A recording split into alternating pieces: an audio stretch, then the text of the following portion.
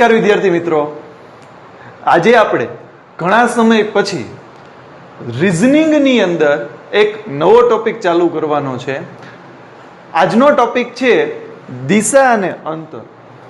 આપણે લાસ્ટમાં આકારો વિશે ભણી ગયા છીએ કે ભાઈ કોઈ પણ આકાર હોય તો એના પૃષ્ઠફળ અને ઘનફળ આધારિત જે દાખલાઓ પૂછાય છે પરીક્ષાની અંદર એ આપણે અગાઉ જોઈ લીધા છે. કેલેન્ડર જોવાઈ ગયું છે, ઘડિયાળ જોવાઈ ગઈ છે, સંભાવનાના ઘણા બધા દાખલાઓ આપણે જોયા છે, તો ચોરસની ગણતરી જોઈ લીધી છે. એવી રીતે સાદુરૂપના દાખલાઓ પણ ઘણા બધા આપણે જોયા છે. તો આજનો ટોપિક જે છે એ દિશા અને અંતર છે. તમને હમણાં જ એક્ઝામ છે એ જુદી જુદી બહાર પડી રહી છે, તો એના માટે તમને ઘણું બધું હેલ્પફુલ થાય એના માટે થઈને આપણે હવે રિઝનિંગમાં પણ સાથે સાથે જ કામ કરવાનું છે. જેની સાથે આપણે ધોરણ 6 થી લઈને 10ના ગણિત વિષયના બધા લેક્ચરો જે ચેપ્ટર વાઇઝ ચાલી રહ્યું છે એનું કામ તો ચાલુ જ છે. તો જો તમારા કોઈ રિલેટિવ્સમાં કે એવી રીતે કોઈ હોય અથવા તો તમે તમારું મેથ્સ બેઝિક લેવલથી જો સારું કરવા માંગતા હોય તો એ લેક્ચરો પણ તમે અટેન્ડ કરી શકો છો. હવે આજનો ટોપિક જે છે એનું નામ છે દિશા અને અંતર. તો આજના લેક્ચરની અંદર, આપણા લેક્ચર 1 ની અંદર આપણે એના વિશે સમજૂતી મેળવવાની છે. નેક્સ્ટ લેક્ચરમાં આપણે એના દાખલાઓ જોશું, પણ પહેલા આજનો લેક્ચર જે સમજૂતીનો તમારા માટે મૂકવો છે, જો એ વસ્તુ તમને સમજાઈ ગઈ તો દિશા અને અંતરના દાખલા તો એકદમ ઈઝી છે ને બધાના રોકડા માર્ક મળે. બરાબર. અને પરીક્ષાની અંદર તમે જોયું હશે, જૂના પેપરો તમે જોઈ શકો છો કે દિશા અને અંતર રિલેટેડ દાખલાઓ મૂકે છે. બરાબર. તો દિશા અને અંતર માટે સૌથી પહેલા તો આપણને એક ડાયાગ્રામની ખબર હોવી જોઈએ, એક આકૃતિની ખબર હોવી જોઈએ, જે આપણે અહીંયા દોરીએ છીએ કે ભાઈ આ પ્રકારની આપણને આકૃતિ વિશે માહિતી હોવી જોઈએ. અહીંયા આપણે 4 દિશા બતાવી છે. ઉપર આવશે ઉત્તર, નીચે આવશે દક્ષિણ, પછી આ બાજુ જે છે એ છે પૂર્વ દિશા અને આ બાજુ જે છે એ છે પશ્ચિમ દિશા. હવે બહુ જ સરળ છે. તમે જીકે ની અંદર ભણ્યા છો કે પૂર્વાંચલના રાજ્યો, તો પૂર્વાંચલના રાજ્ય કઈ બાજુ હોય તો કે પૂર્વ બાજુ, તો એ પૂર્વ સાઈડ થઈ ગઈ. આપણા ભારતના નકશામાં તમે જો અહીંયા ભારતનો નકશો જુઓ તો આ નકશાની અંદર તમે પૂર્વાંચલના જે રાજ્યો છે જેને આપણે 7 સિસ્ટર્સ કહીએ છીએ એ તમે અહીંયા જુઓ તો પૂર્વ દિશામાં છે, એટલે પૂર્વ દિશા આ બાજુ. પછી આ નકશામાં જુઓ ગુજરાત, તમને ખાલી ગુજરાતની જ ખબર હોય છે કે ગુજરાત કઈ બાજુ છે તો કે પશ્ચિમ બાજુ. તમે ગુજરાતમાં રહો છો તો તમે એટલી તો તમને આપણને ખ્યાલ હોય કે ભાઈ આપણે જે ઇલેક્ટ્રિસિટી બિલ ભરીએ છીએ કે પછી આપણી જે રેલવેની લાઈન છે ત્યાં પશ્ચિમ ગુજરાત લખેલું હોય. આપણી જે ઇલેક્ટ્રિસિટી બિલ ભરીએ છીએ તો આપણે PGVCL ની જે ઓનલાઈન સાઇટ છે એમાં પણ તમે બિલ ભરતા હશો. તો PGVCL એટલે કે પશ્ચિમ ગુજરાત વીજ લિમિટેડ જે કંપની છે એવું એનું નામ થાય છે. તો એના મુજબ કોઈ દિવસ જો પૂર્વ પશ્ચિમનો પ્રશ્ન ઘણા બધા થતો હોય કે પૂર્વ અને પશ્ચિમ મૂકવામાં આડાઅવડું થઈ જાય, તો બહુ સિમ્પલ થઈ ગયું. તમે નકશો જુઓ કે ગુજરાત પશ્ચિમમાં છે, મતલબ ગુજરાત આ બાજુ છે તો ત્યાં પશ્ચિમ દિશા હોય. બસ આટલી વસ્તુની આપણને ખબર પડવી જોઈએ. હવે એની સાથે સાથે ઉત્તર દક્ષિણમાં તો બધાને ખ્યાલ જ હોય કે ઉપર ઉત્તર નીચે દક્ષિણ છે. આ બેમાં જો પ્રોબ્લેમ થતી હોય તમે આ રીતે એનો સોલ્વ કરી અથવા તો તમે તમારી રીતે કોઈ પણ બીજું લોજિક પણ એમાં લગાડી અને તમે એને યાદ રાખી શકો છો. બરાબર. હવે 4 દિશા અને 4 ખૂણા છે. એક્ઝામની અંદર ખૂણાઓ પણ પૂછાય છે, દિશા પણ પૂછાય છે. બરાબર. તો ઈ 4 ખૂણા છે. હવે એને પણ યાદ રાખવા બહુ સરળ છે. જો આ રીતના 4 ખૂણા છે, અહીંયા આવશે વાયવ્ય, અહીંયા આવશે ઈશાન, અહીંયા આવશે અગ્નિ અને અહીંયા આવશે નૈઋત્ય.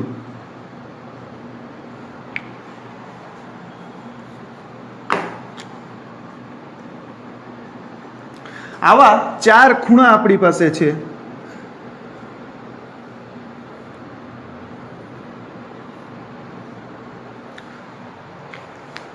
વાયવ્ય, ઈશાન, અગ્નિ ને નૈઋત્ય. તો આ 4 ખૂણા જો આડાઅવળા થતા હોય તો એના પણ તે પણ બહુ જ સરળ છે કે ખાલી તમે જુઓ કે આના માટે તમારે એક સરસ મજાની ટ્રીક યાદ રાખવાની કે વાય ઉપર, વાય ક્યાં છે તો કે ઉપર છે.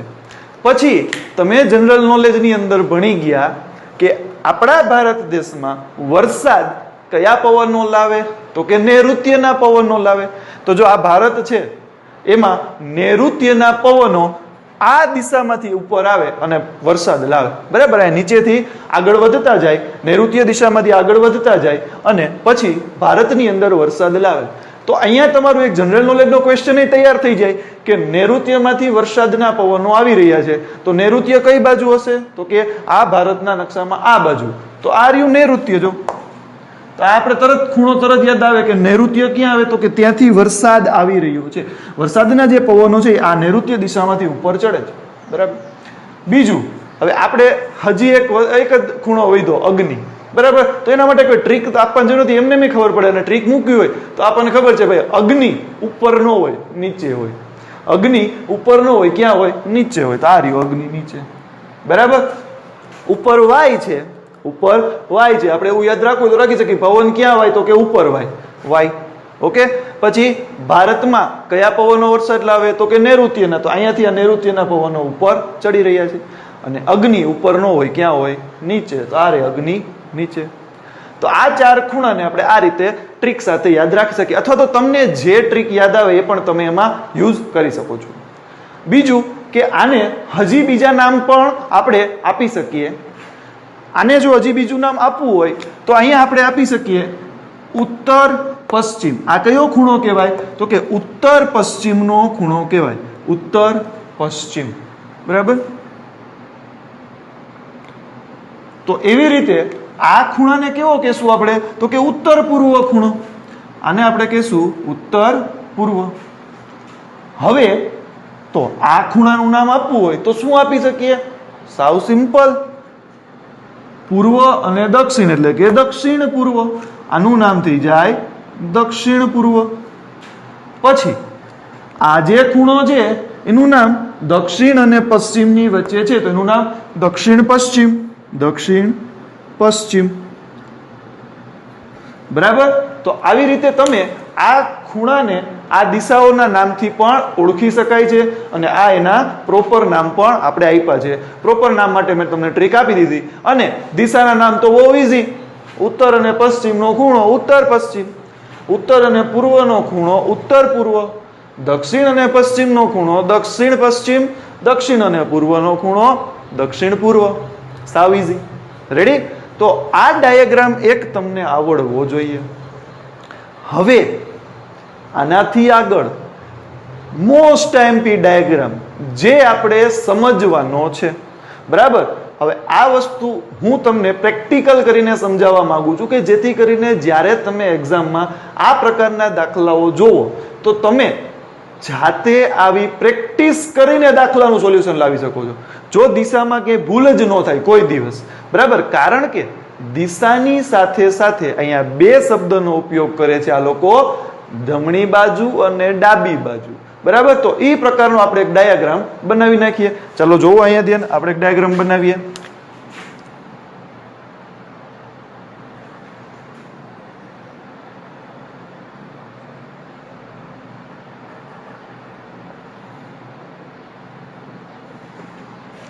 અહીંયા ઉપર આવશે આપણી ઉત્તર દિશા, આ આપણી દક્ષિણ દિશા, પછી અહીંયા આવશે આપણી પૂર્વ દિશા અને અહીંયા આવશે આપણી પશ્ચિમ દિશા.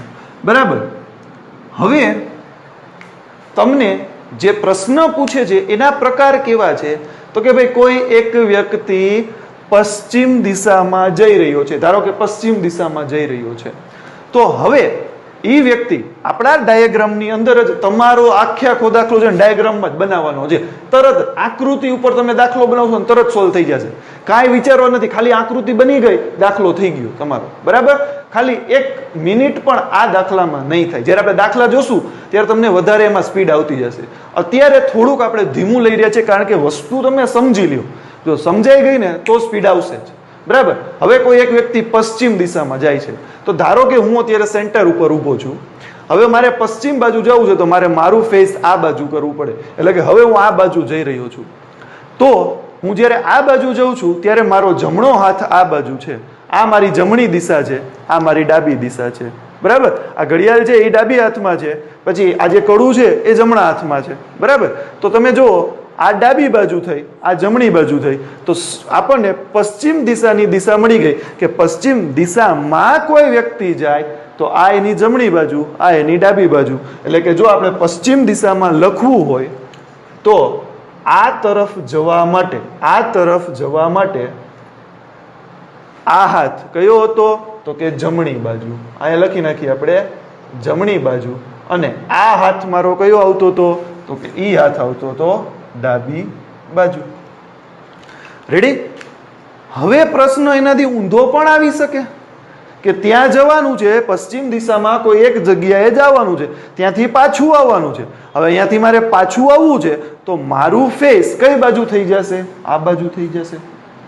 તો હવે મારી ઘડિયાળ વાળો હાથ, આ ડાબો હાથ આ બાજુ વયો ગયો અને જમણો હાથ આ બાજુ આવી ગયો. એટલે કે જ્યારે હું રિટર્ન આવીશ, આમ પશ્ચિમ દિશામાં હું રિટર્ન આવી રહ્યો છું ત્યારે મારી જમણી બાજુ, આ જ્યારે હું રિટર્ન આવું છું, પાછો આવું છું, ત્યારે જે મારી ડાબી બાજુ હતી એ જમણી બાજુ થઈ જશે અને જે જમણી બાજુ હતી એ ડાબી બાજુ થઈ જશે. આ હું રિટર્ન આવી રહ્યો છું, બરાબર, આમ રિટર્ન જઈ રહ્યો છું, તો આ મારી જમણી બાજુ, આ હાથમાં આ બાજુ વહી ગઈ અને આ ડાબી બાજુ ઓલી બાજુ વહી ગઈ. એટલે આ બાજુ ડાબી બાજુ વહી જશે, આ બાજુ જમણી બાજુ આવી જશે.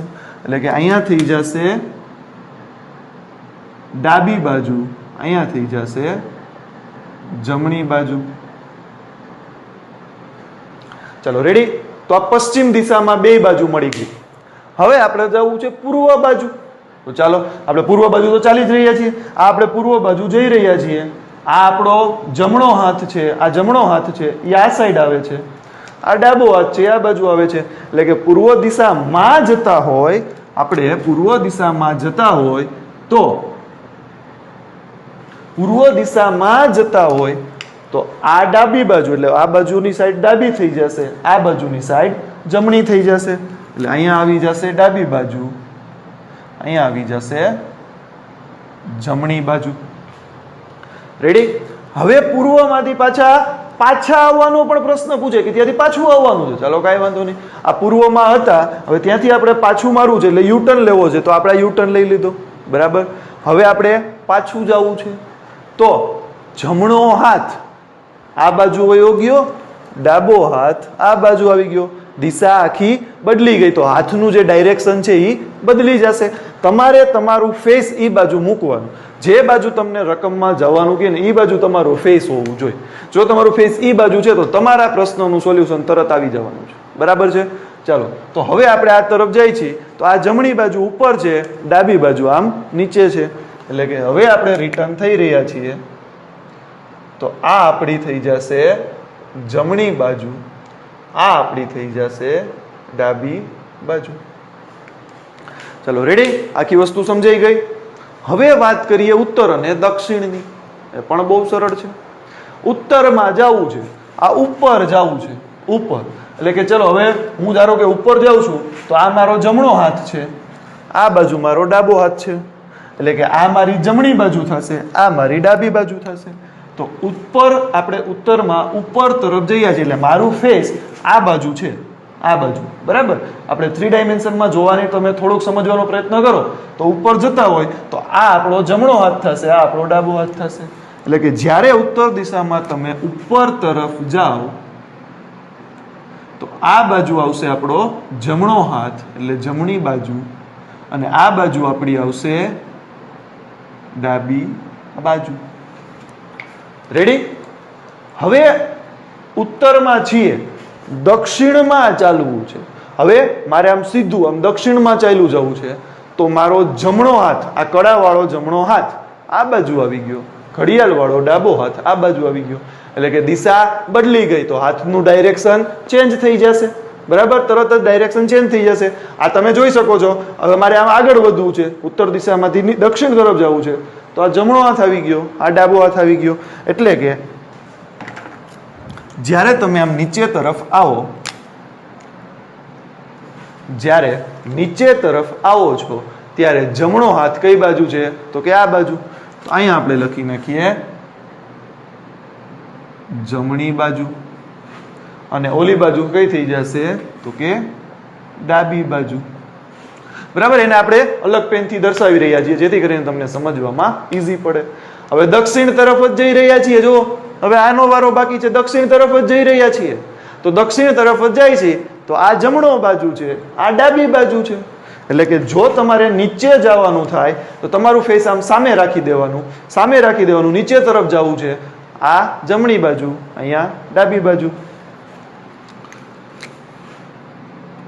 આ થઈ જશે જમણી બાજુ, આ થઈ જશે ડાબી બાજુ. હવે પ્રશ્ન એવો પૂછે કે ભાઈ દક્ષિણમાંથી પાછું ઉપર જવું છે, દક્ષિણમાંથી ઉપર જવું છે, તમારું ફેસ ક્યાં કરી નાખવાનું? ઊંધું કરી નાખવાનું, બોર્ડ તરફનું ફેસ કરી નાખો, આ બોર્ડ તરફ. હવે આપણે ઉપર જવું છે, તો આ જમણી બાજુ થઈ ગઈ, આ ડાબી બાજુ થઈ ગઈ, ઘડિયાળ વાળો ભાગ. બરાબર? તો ઉપર જવું છે, તો અહીંયા થઈ જશે જમણી બાજુ અને આ થઈ જશે ડાબી બાજુ. બરાબર? તો આ રીતે જો તમે દાખલાને પ્રેક્ટિકલ લઈને સમજવાનો પ્રયત્ન કરો ને તો તમારું કામ બહુ જ ઈઝી થઈ જાય.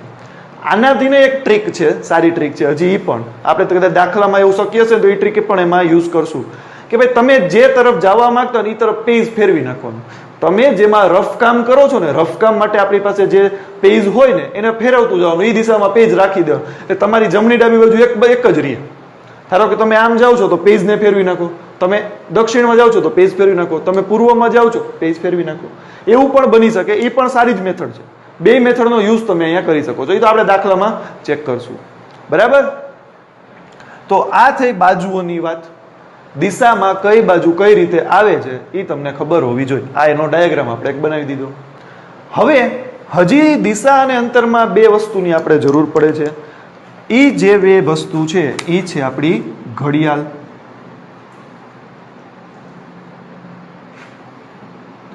આ 12, 6, 9, 3, 12, 6, 9, 3. હવે ઘડિયાળની અંદર બે વસ્તુ આપણે કરવાની છે, એક ક્લોકવાઇઝ, એક એન્ટી ક્લોકવાઇઝ. એટલે કે ઘડિયાળની દિશા તરફ તમારે ચાલવાના દાખલા આવશે, ઘડિયાળની વિરુદ્ધ દિશામાં ચાલવાના પણ દાખલાની આપણે જરૂર પડશે. તો ઘડિયાળની દિશામાં ચાલવું છે તો તમારી આજુબાજુમાં ક્યાંય ઘડિયાળ હોય તો પેલા ચેક કરો કે ઘડિયાળ કઈ દિશામાં ચાલી રહી છે. તો કે જો અહીંયા મારી પાસે ઘડિયાળ છે, હું તમને ત્યાં બતાવું છું. તો જો આ ઘડિયાળનો કાંટો, જે સેકન્ડ કાંટો છે એ આ દિશામાં આગળ વધે છે, આવી રીતે રાઉન્ડ મારે છે. એટલે કે આ જે દિશા થાય એ ઘડિયાળની દિશા કહેવાય. એટલે કે આપણી જે ઘડિયાળ છે એ આ દિશામાં આગળ વધે. તો જ્યારે તમને પ્રશ્નમાં એવું પૂછે કે કોઈ એક વ્યક્તિ ઘડિયાળની દિશામાં આગળ વધે છે, એટલે કે ભાઈ ઉત્તર પાસે ઊભો છે, ઉત્તર પાસે ઊભો છે અને ઘડિયાળની દિશામાં આગળ વધે છે. તો ઘડિયાળની દિશામાં આગળ વધે છે મતલબ આ બાજુ આગળ વધી રહ્યો છે, એટલે કે ઉત્તરથી પૂર્વ તરફ જઈ રહ્યો છે. બરાબર? એવું કહેવા માંગે છે. પણ એ શબ્દ કેવા વાપરશે તો કે ઘડિયાળની દિશામાં આગળ વધે છે. કે કોઈ એક વ્યક્તિ ઉત્તર દિશામાં ફેસ રાખીને ઊભો છે અને ઘડિયાળની દિશામાં આગળ વધે છે. તો અત્યારે કઈ દિશામાં આવી જાય તો કે શરૂઆતની જે પહેલી દિશા એને મળે એ કઈ મળે? પૂર્વ દિશા. તો આ પ્રકારના દાખલાઓ પણ પૂછાય છે, માટે આની જરૂર છે. હવે પ્રશ્ન ઊંધો કરી નાખે કે કોઈ એક વ્યક્તિ ઉત્તર દિશામાં ઊભો છે અને ઘડિયાળની વિરુદ્ધ દિશામાં જાય છે. જો ઘડિયાળ આ દિશામાં ફરે તો ઘડિયાળની વિરુદ્ધ દિશા કઈ કહેશું તો કે અહીંયાથી આને ઘડિયાળની વિરુદ્ધ દિશા કહેવાય. આ જે છે એ ઘડિયાળની દિશા છે,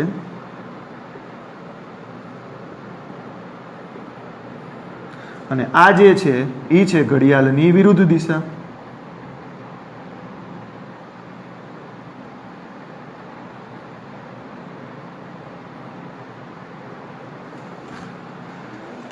આ ઘડિયાળની દિશા છે, આ ઘડિયાળની વિરુદ્ધ દિશા છે.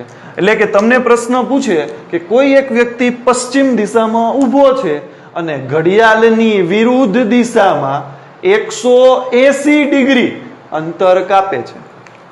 અહીંયા ઊભો છે પશ્ચિમમાં, ઘડિયાળની વિરુદ્ધ ચાલે છે, એટલે કે આ બાજુ ચાલી રહ્યો છે. 180 અંતર કાપે છે, કઈ દિશામાં હોય તો જો આ આખે આખું વર્તુળ કેટલાનું હોય? 360 નું વર્તુળ. તમે જો અહીં આકૃતિમાં જોવો એક વર્તુળ, વર્તુળ હંમેશા એનો ખૂણો કેટલાનો હોય? 360 નો. હવે આ વર્તુળ 360 કાઢી લઈએ, આ જ વર્તુળને વચ્ચેથી બ્રેક કરવામાં આવે એટલે કે અર્ધવર્તુળ બનાવવામાં આવે. જો બે અર્ધવર્તુળ બની ગયા તો આ અર્ધવર્તુળના ખૂણા કેટલા ના થાય? 180 ના. બરાબર? તો તમે જો હવે અહીંયા ધ્યાન આપવા છું કે આ પશ્ચિમમાં કોઈ એક વ્યક્તિ ઊભો છે. હવે પશ્ચિમમાંથી 180 ડિગ્રી અંતર કાપ્યું એટલે કે અહીંયાથી લઈને અહીંયા સુધી પહોંચી ગયો. હવે એ કઈ દિશામાં છે? પૂર્વ દિશામાં છે. તો આવો દાખલો પૂછી શકાય. માટે ઘડિયાળ અને ઘડિયાળની વિરુદ્ધ દિશાની આપણને ખબર હોવી જોઈએ. રેડી? અને હજી થિયરીમાં એક ટોપિક, જે છેલ્લો ટોપિક, પછી બધા થિયરીના ટોપિક પૂરા. બરાબર? દિશા અંતરમાં આટલી વસ્તુની આપણને ખબર હોય એટલે પછી એક દાખલાઓ થાય. હવે તમને એક નિયમની ખબર હોવી જોઈએ. જે તમે ગણિતમાં ભણવાનું ચાલુ કર્યું હોય તો 6 થી લઈને 10 ધોરણ સુધીમાં તમને આ નિયમ વિશે માહિતી મળેલી જ હોય. અને એ નિયમ છે પાયથાગોરસનો નિયમ. આ જે પાયથાગોરસ તમને અહીંયા જોવા મળે છે, એમણે કાટકોણ ત્રિકોણ માટે એક સરસ મજાનો નિયમ આપ્યો છે. કેના માટે એક નિયમ આપ્યો છે? તો કે એણે જે નિયમ આપ્યો છે એ નિયમ આપ્યો છે કાટકોણ ત્રિકોણ માટે, જેનું નામ આપણે રાખી દઈએ A, B ને C. આ કાટકોણ ત્રિકોણ માટે એણે સરસ મજાનો નિયમ આપ્યો છે કે જો કાટકોણ ત્રિકોણ હોય એટલે કે 90 અંશના ખૂણાવાળો ત્રિકોણ હોય તો જો આને કહેવાય પાયો, આને કહેવાય વેધ અને આને કહેવાય એનો કર્ણ. તો કાટકોણ ત્રિકોણમાં પાયથાગોરસે એક સરસ મજાનો નિયમ આપ્યો છે અને એ નિયમ છે આ કર્ણનો વર્ગ બાકીની બે બાજુના વર્ગના સરવાળા જેટલો હોય. પાયથાગોરસે શું નિયમ દીધો છે કે કર્ણનો વર્ગ બાકીની બે બાજુના વર્ગના સરવાળા બરાબર હોય. એટલે કે જો તમારે આ નિયમ અહીંયા લગાડવો હોય તો આપણે આવી રીતે લખી શકીએ. કર્ણ કોણ છે? તો કે AC. AC નો વર્ગ કેવો હોય એની વાત છે. કેવો હોય તો બાકીની બે બાજુ એટલે AB અને BC. તો લખી નાખીએ AB અને BC. બાકીની બે બાજુ ના વર્ગ તો બેના વર્ગ કરી નાખીએ. ના સરવાળા જેટલો તો એનો સરવાળો કરી નાખીએ. એટલે કે પાયથાગોરસે એક નિયમ આપ્યો, કર્ણનો વર્ગ બાકીની બે બાજુ ના વર્ગ ના સરવાળા જેટલો હોય. એટલે કે અહીંયા આપણે લગાડવું હોય તો લખી શકીએ કે AC નો વર્ગ બરાબર AB વર્ગ વત્તા BC વર્ગ. રેડી? તો દિશા અને અંતર જે આપણે ટોપિક ચાલુ કરવા જઈ રહ્યા છીએ એની અંદર જો આટલી થિયરી તમને પરફેક્ટ આવડતી હોય તો તમારે એક પણ દાખલામાં મૂંઝાવાની જરૂર નથી. બધા જ દાખલા બહુ જ સરળતાથી થઈ જશે. બરાબર? એટલે આજના લેક્ચરમાં આપણે આ થિયરીનો ટોપિક છે અહીંયા પૂરો કરીએ છીએ. દાખલાની અંદર પણ આપણે સાથે સાથે એનું રિપીટેશન કરતા જશું. નિયમો હું તમને કહેતો જઈશ. પણ એના માટે જો તમારે આ લેક્ચર ફરજિયાત જોવો જોઈએ જેથી કરીને તમને દાખલાઓ આવડે જ. બરાબર? તો જો આજના લેક્ચરમાં કંઈ ક્વેરી લાગે, કંઈક પ્રશ્ન હોય તો મને કમેન્ટ બોક્સમાં કમેન્ટ કરી શકો છો. આભાર. જય હિન્દ, જય ભારત.